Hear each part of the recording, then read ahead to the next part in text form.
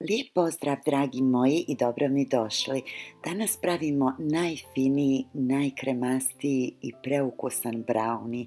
Za sve vas koji volite brownie, a možda ste do sad imali problem da ga napravite, ja ću vam dati savršen recept.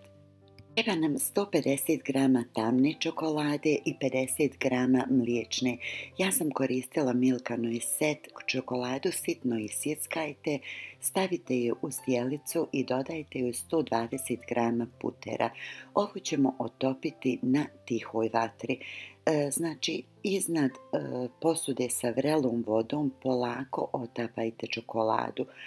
Tamna čokolada pogotovo ne voli toplotu, tako da budite strpljivi, topite ovu na laganoj temperaturi nekih otprilike 5 minuta, dok se sve fino ne otopi. Ostavite ovu sa strane. U 3 komada srednjih jaja dodajte 150 grama bijelog šećera i 50 grama smeđeg šećera. Ja sam koristila tamni, mekani smeđi šećer. Mutite dok se jaja ne napušu. Ovo će se brzo desiti, posle neka 3-4 minuta napuhana je smjesa. Dodajte vaniliju i otopljenu čokoladu sa puterom. Ovo dalje miješajte žicom i ne mora se potpuno sjediniti. Dodajte prosijano brašno i kakao prah. Ovdje imamo 60 grama brašna i 30 grama kakao praha.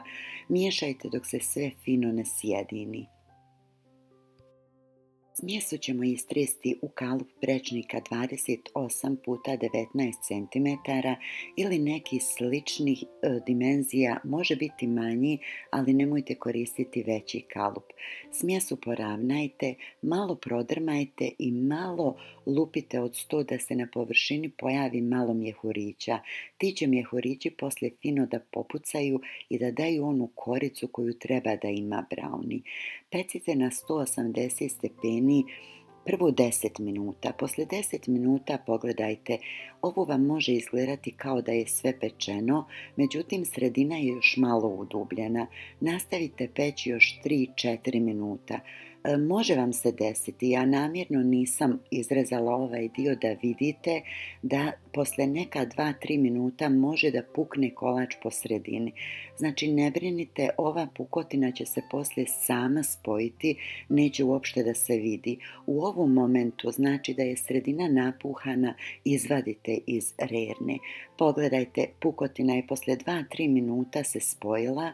Ja ću vreo kolač odvojiti ivice, maknite ga od kalupa i ostavite da se hladi još nekih 15-20 minuta prije nego što ga izrežete. Kolač režite zagrijanim nožem, ja volim da odvojim ove ivice sa strane.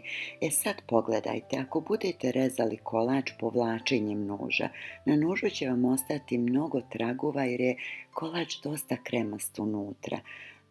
Pogledajte, znači vruć je kolač, kad ga režete ona korica odozgo puca i stvarno je fin. Međutim, ako želite da bude perfektno ravan rez, kolač ostavite u frižider preko noći. Ovo je moj kolač od juče, hladnog sam ga rezala i dobila sam znači ovako savršeno ravne ivice. On naravno preko noći u frižideru izgubi onu gornju hrskavu koricu, ali bude uredniji.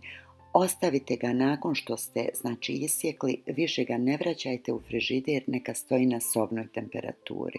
Ovdje vam pokazujem, kad izrežete, ako zadržite malo nož da otopi čokoladu i povučete ga na gore, neće ostati toliko tragova na nožu. Znači, bilo bi praktičnije da režete podignutim nožem, da ga podignete na gore.